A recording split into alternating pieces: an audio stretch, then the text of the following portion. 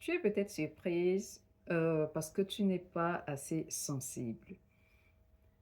Alors, je suis Caro Tiga, votre coach en développement personnel. Alors, ce matin, je vais partager avec toi justement sur ce sujet. Et comme d'habitude, nous prendrons un verset biblique. Alors, Amos chapitre 3 et le verset 7 dit, car le Seigneur l'Éternel ne fait rien sans révéler à son serviteur, à ses serviteurs. Alors, euh, ici nous parlons de femme esprit, nous parlons de transformation spirituelle, nous parlons de guérison intérieure. Alors, peut-être que tu es surprise par certains événements. En fait, si tu es tout le temps surprise, tu es tout le temps surprise que si arrivé, ça arrivé. Ça veut dire que peut-être que depuis un certain temps, voilà, peut-être que depuis que tu me suis, tu n'as pas encore intégré cet aspect-là d'être une véritable femme esprit. Tu comprends? Voilà. Alors, je vais te dire que ce soit en amour, en amitié, sur le plan professionnel, dans tout d'ailleurs, laissons-nous guider, je m'y inclus, laissons-nous guider par l'Esprit de Dieu. Et je t'assure que ça va te faire du bien et ça va t'éviter bien des déboires. Alors, je prendrais par exemple en amour, tu rencontres un homme qui est bien, voilà, qui est, comme on dit souvent, un peintre suant, qui est beau, élégant, voilà, avec de bonnes manières, hein, qui même prie, hein, part à l'église et tout. Mais dans ton cœur, tu reçois quelque chose, tu sais. Si tu es quelqu'un qui est sincère avec Dieu, moi je ne le dis pas parfaite, Dieu n'a pas besoin des personnes parfaites. Si tu es sincère avec Dieu, il te tient par la main et il te guide. Sûrement Dieu va te réveiller, hein, que si tu as tout ce que tu d'abord, on le dit, non, que tout ce qui brille n'est pas or. Il te révélera peut-être, je n'ai pas dit toujours, voilà, que toutes les personnes qui ont l'air bien sont mauvaises, non. L'Éternel te révélera peut-être par son esprit ce qui peut se cacher derrière cette personne, ce qui peut se cacher derrière le cœur de cette personne. Comment cette personne peut être véritablement. C'est pourquoi quand tu rencontres quelqu'un, je pense que je l'ai déjà dit dans une vidéo, il faut sonder l'esprit de la personne en fait. Ne regarde pas l'apparence, sonde l'esprit de la personne. Voilà.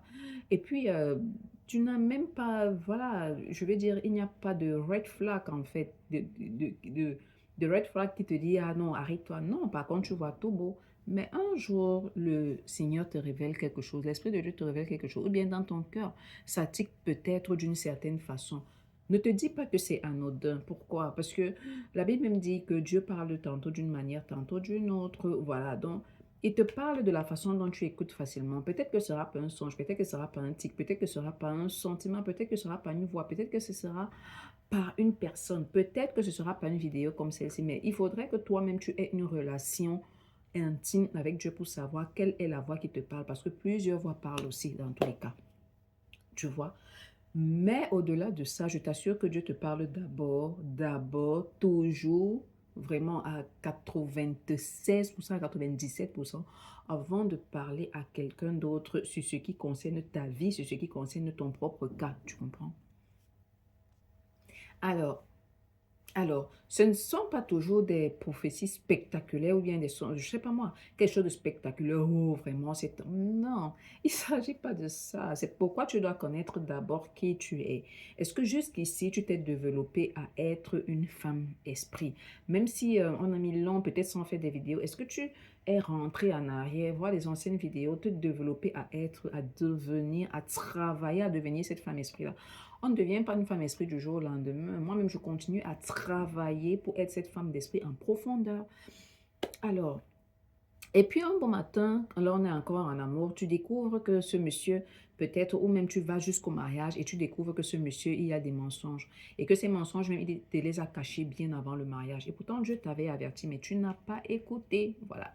Donc, je te retourne à une situation que tu aurais pu éviter. Pareil pour, voilà, un emploi, un contrat d'affaires, voilà. Tu vois quelqu'un qui vient avec un contrat alléchant là, ou alors un partenariat d'affaires, un partenariat alléchant là. Toi aussi, tu pas seulement plongé dedans, tu ne cherches pas à prier, à savoir. Je dis que tu n'as pas, il ne s'agit pas seulement d'être une personne de prière, non. Il s'agit d'être sensible à la voix que Dieu a mis dans ton cœur. Tu sais, en chacun de nous, Dieu a mis quelque chose qui fait en sorte que nous écoutions, qui fait en sorte qu'il y a toujours un tic là, tu vois. Ce qu'on appelle sixième sens, en réalité, c'est le Saint-Esprit qui te parle. Mais plus tu l'étouffes, plus il ne va pas te parler. Plus tu, voilà, plus tu, voilà, plus tu l'ignores, plus cette voix aussi va partir, tu vois.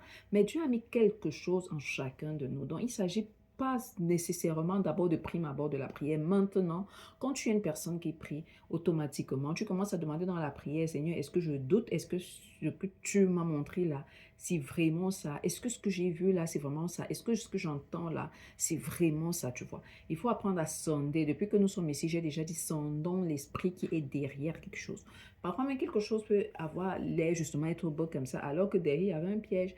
Alors que peut-être on te donne, on vient te proposer un partenariat d'affaires, où on te, voilà, où on te lègue une entreprise, et pourtant cette entreprise était plongée dans les dettes, voilà, et tu ne le sais pas. Par exemple, pareil pour l'amitié. Tu viens là, tu te mets en relation avec quelqu'un ou alors de nouvelles amitiés. On parle maintenant de connexion divine, partenaire de grâce, aide de destinée. Et puis tu viens, tu tombes dedans sans toutefois prier. Tu rencontres quelqu'un avec qui ça match et tu te dis, oh, ça match. Non.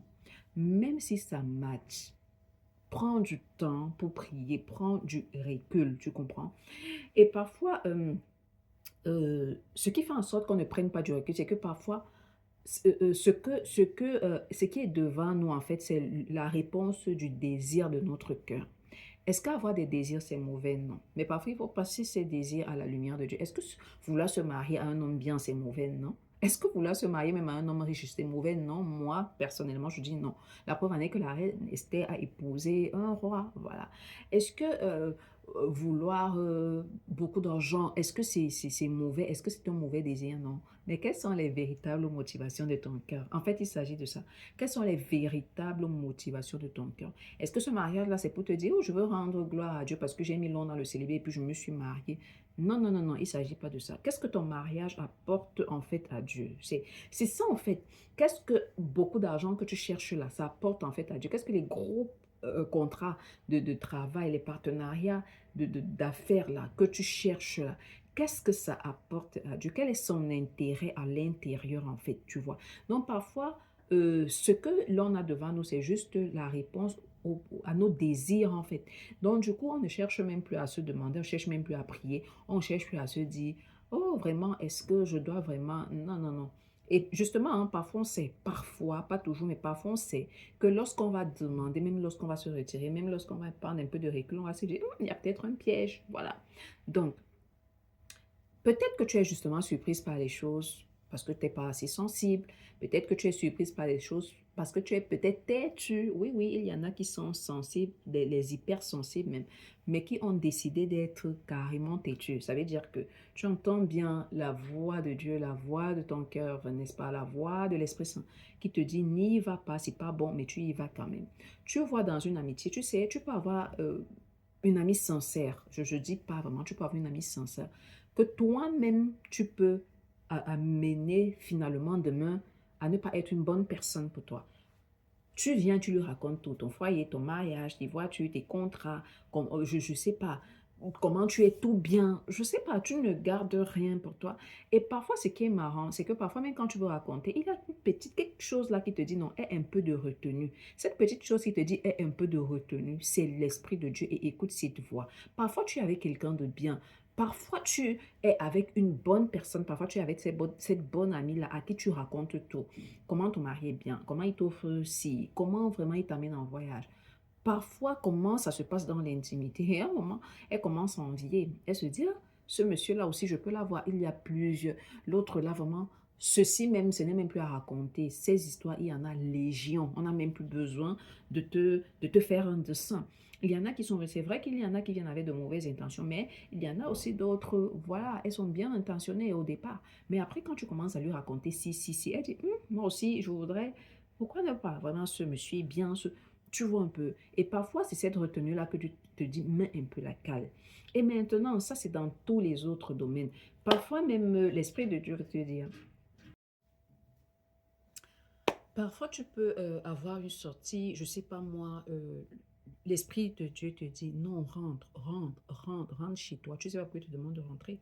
Parfois, tu peux être en plein milieu de la journée comme ça. Le Saint-Esprit te dit prie pour euh, tes enfants, prie pour ta maison, prie pour telle personne, par exemple. Tu peux être, voilà, c'est vraiment dans tous les domaines. L'une des choses qui nous empêche vraiment d'écouter, de ne pas être sensible, de ne pas être voilà, obéissante à cette voix-là, c'est parfois les blessures que nous avons à nos vies. Si c'est un peu, ça a l'air, tu vas te dire, mais qu'est-ce que ça a à voir, les blessures et tout? Oui, parfois il y a les blessures du rejet. Tu te dis, non, si je fais comme ça, je serai en marge, les gens vont me regarder comment.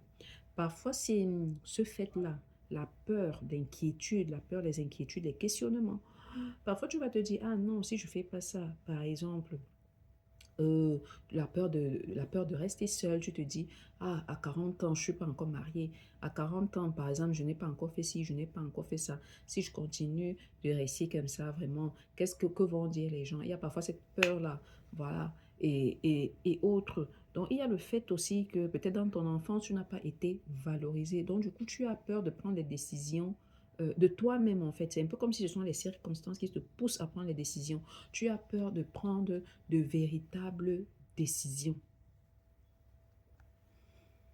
Tu as peur de t'affirmer en fait, vraiment. Tu as peur d'être, entre guillemets, mise en marge. Tu as peur de ce que les gens vont dire. Je t'encourage ce matin, n'est-ce pas, à ne pas être insensible à la voix que tu écoutes. Ce n'est pas toujours juste la voix de ton cœur, ce n'est pas toujours juste le sixième sens, mais parfois c'est la voix de Dieu. Tu veux continuer à recevoir des vidéos pareilles de transformation, de guérison intérieure, de transformation spirituelle. Tu veux continuer à devenir une femme esprit. Tu veux continuer à cultiver le fait de devenir une femme esprit.